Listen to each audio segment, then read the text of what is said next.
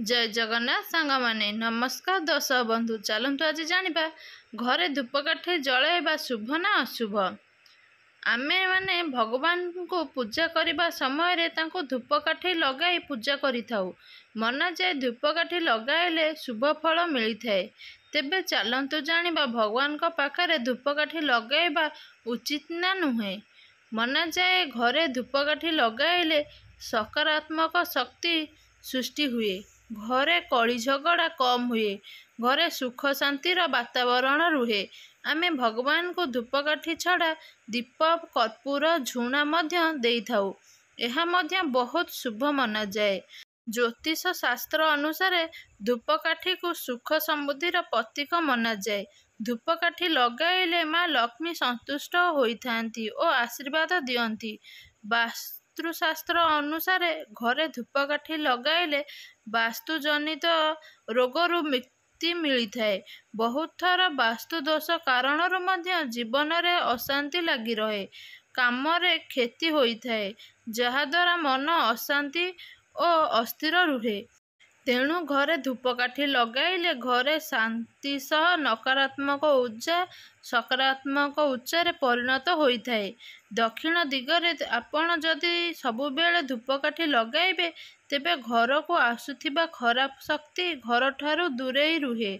एहा छड़ा धूपकाठीर धुआं रे घरे थिबा बैक्टेरिया माने मरी जाती, तेणु एहा स्वास्थ्य पई मध्य भल। एहा मन को शांत मध्य रखे। घरे धनर अभाव थिले सकाळे और संध्याळे धूपकाठी लगाइले ताहा दूर होइथाए। किंतु आम हिंदू शास्त्र अनुसार बाउंश को लगाइबा अशुभ मना जाए। कौनसी भी पूजा पाठ रे बाउंश को जला जाए नहीं।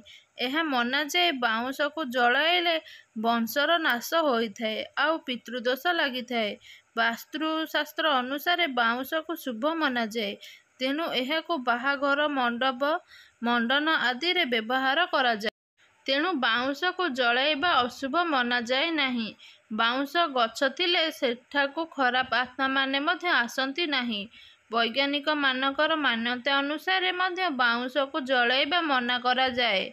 बाउंश रे लीड ऑक्साइड धातु थाए, ताहा जलिले ऑक्साइड बनाई थाए, जहा वातावरण को दूषित करी थाए। एहार धुआं शरीर को जाई निश्वास प्रश्वास जनित समस्या सृष्टि करे आउ अधिकांश धूपकाठी मध्य मना जाए। तेणु एहाको जलाइबा शुभ होई न थाए। आम शास्त्र रे मध्य धूपकाठी जलाइबाकू कुहा जाए नहीं, केवल दीप लगेइबाकू कुहा जाए। आउ एबेकार धूपकाठी बाउंश और केमिकाल ले मना जाए, जहा शरीर प्रति बहुत क्षतिकारक होइथाए। आउ मध्य बाउंश को लंबा आयुर प्रतीक मना जाए। यह भल भाग्यर प्रतीक अटे, तेणु एहाकू जलाइबा हेतु इन अशुभ मना जाए। तेबे दर्शक बंधु एबे आपण माने चिंता करतु, आपण माने धूपकाठी लगाइबे ना नहीं। आउ जदि धूपकाठी लगाउ नाहांती तेबे आपण एहा बदल रे झुणा कर्पूर दीप मध्य लगाई पारिबे, किंबा बिना बाडी वाला धूपकाठी जलाई पारिबे। तेबे दर्शक बंधु जदि आजिर भिडियोटी आपण मानकू भल लगी थाए तेबे भिडियोटी को निश्चिंत भाव में गोटे लाइक करंतु, शेयर करंतु। जदि चैनल नुआ अछंती चैनल को एबे ही सब्सक्राइब करंतु। कमेंट रे निहाती आपण मानकर मतामत जणाया पई जमारू भी भूलिबेनी। रहुछि नमस्कार, जय जगन्नाथ। पुन देखा सुंदर वीडियो सहित आगामी दिन मानकर जय जगन्नाथ।